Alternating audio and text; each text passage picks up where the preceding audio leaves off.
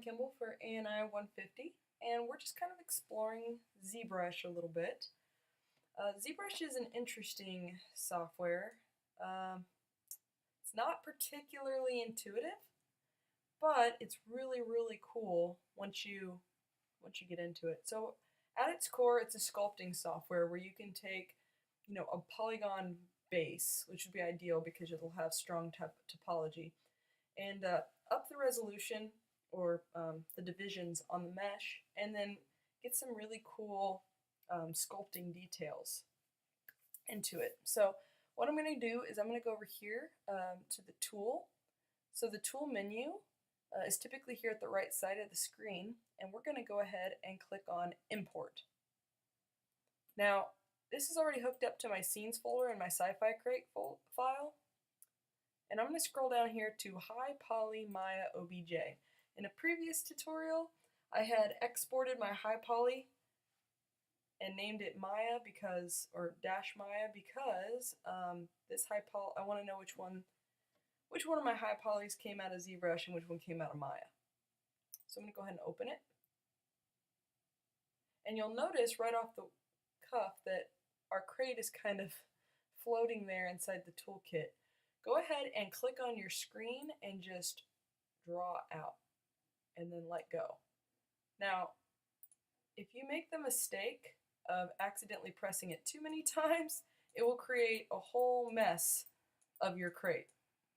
So if this happens to you, press T, which is going to put us in edit mode instead of draw mode, and just press Control N for a new scene. Okay? So you only want to draw one, then let go, and press T. So you'll notice that when I press T, initially this draw icon, well, it's always stayed activated, but next to it is the edit icon. So when you have edit selected, it changes the function of your mouse. So right click is now a rotate tool. If I press command on my keyboard, oh not command, I'm sorry, Alt on my keyboard while selecting it, it's going to move things around in translation space. If I hold down my, I guess that's Alt, and then let's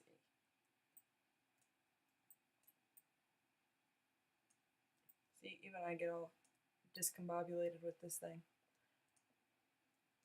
All right, so I'm going to, when I navigate around my mesh, what I'm going to be clicking is my right mouse button, okay? So with the right mouse button, I can rotate my object. If I hold down Alt while I right mouse click, I can move things around, like translate in front of me. If I hold down Control, I can zoom in and zoom out. If I press F, it's going to bring it to focus. And if I hold down Shift, it's going to shift snap the mesh so that it lines up in front of me. Okay?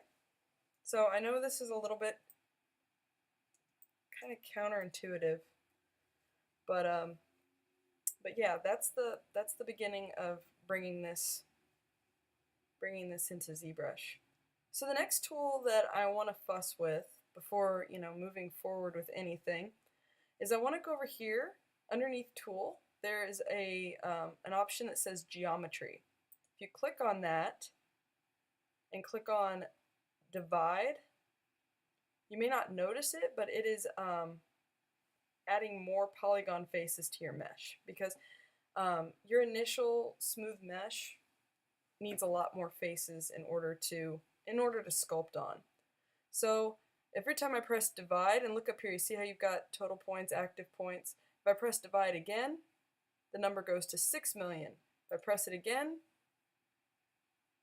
we're at 24 million. It's a lot of faces. I think that'll do. If I go much further, it's going to start getting angry. Okay, so now my mesh is divided up so that it's a really high resolution. More polygons than Maya probably could handle. I'm going to go over here to my standard brush, click on that. Actually, no, standard is what I want. So make sure that you have standard selected. Under stroke, change that to drag react, or draw rectangle, sorry. It looks like react to me. Under alpha map, and we can load custom alpha maps, and that's something that I will address here in just a little bit. But for right now, let's just grab any one of these. I think number 9 here, which is just a circle, would be a good start. And one more step before we start sculpting this. Go to the right up here and click on the button, Make Polymesh 3D. When you do that, it makes it so that we can actually sculpt on this mesh. Uh-oh. Pinwheel of Doom. Pinwheel of Doom. Hold on a second. I don't know if my screen recorder is picking it up, but that's what's happening on my screen right now.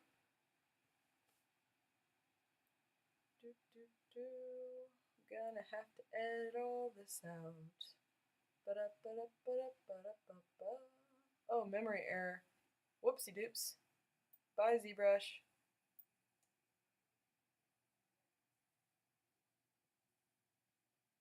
Did it die? Maybe I should close it. Oh!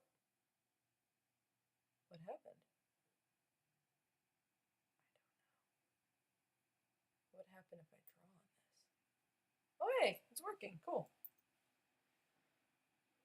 Alright, so evidently it's eating all my RAM and the computer's concerned. Here, I'm going to close out of some software packages. I had Premiere open. Open up a little bit more RAM. Probably I should have made the Polymesh 3D before I started dividing, but yeah, that's okay. So I can now click on my mesh and drag out that alpha channel shape, and it's going to sculpt itself into the mesh. So if I rotate this, you can see it's actually carved that circle into the crate. Hold down Shift, rotate. Cool, thank you. Alright, so by default up here, if you look up here, you've got Z add and Z sub. So Z add means it's going to add or extrude mesh. If I click on Z sub, then I'm going to push in. The intensity is basically going to tell you how deep that alpha channel brush is going to push into your crate. So Shift and I want the other side. There we go.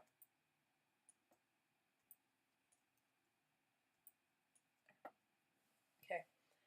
So I rotated around my mesh by clicking on this gray area out here. If you're ever zoomed in so close that you can't grab that empty area, you can always just press F to focus everything, or you can also access the same tools right here. If you just click a tool, it'll start interacting that way in the interface. Okay, I'm going to press F, and I'm going to rotate. And I'm going to hold down Shift, and when I rotate, it snaps. Alright, so let's go ahead and play with the intensity a little. Let's enter in like 45 so you can see how much deeper it goes. Now let's enter in like 15. So one's a lot deeper than the other. Alright, so another really cool thing you can do here inside of ZBrush. So I'm going to start to rotate this in a second, but before I do, I get really irritated by the strange perspective. If it's kind of bothering you too, go over here to this toolbar on your right, and there's a button called Dynamic Perspective, which is also the hotkey P. When you activate it, it gives you a more accurate perspective of the z-axis. So I'm going to go Shift, Snap, press, whoops, oh, it's doing the wheel thing again. Don't crash on me, ZBrush, hang in there. Okay.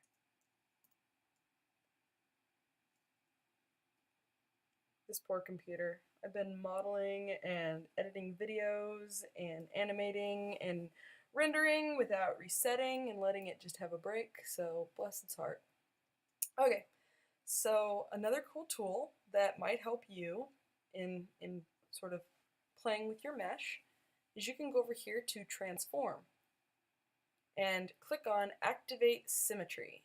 Now by default it's set to X, which means that it's going to mirror along the X axis. If I go to transform and I change it to Z, or I could have Z and X on at the same time, it's going to mirror along the Z axis. So I have it set to Z at the moment, and if I rotate my mesh, so it creates the same edge loop on the other side, because if I go to my, go to my side view here,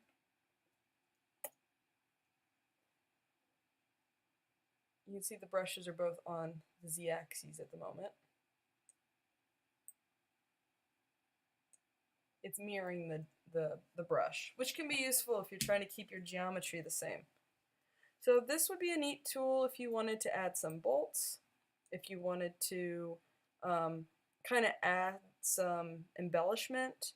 Some of the crate references had some tabs on them, had some stickers, had some little latches or bolts. So this is just kind of some really basic fundamentals of ZBrush to kind of get you started. When you're done with your mesh, I'm going to go ahead and zoom out. So let's see here. I'll use the tool over here. When I'm done with my mesh, I can just go to export, and this time I'm going to call it high poly ZBrush, so I know where it came from, just Z. And I'm going to press save in a second, but it's going to take forever to export. So this is just kind of revisiting the tools a little bit. We're going to visit this in class, and we're also going to talk about how to build custom alpha brushes. So like if you wanted to create one of those cool patterns, or if you wanted to create custom bolts or screws, you can do that. And if it becomes too complicated of a process, I can create a tutorial for that too and upload it. So before I press save on this and export this, I'm going to just end this recording. Side note, you do not want to import this OBJ into Maya. You really don't, because if you do, there's so many faces that ZBrush can handle that Maya, it'll just eat up all your RAM and crash. What you're going to use this for is XNormal in baking out those normal maps. Okay? All right.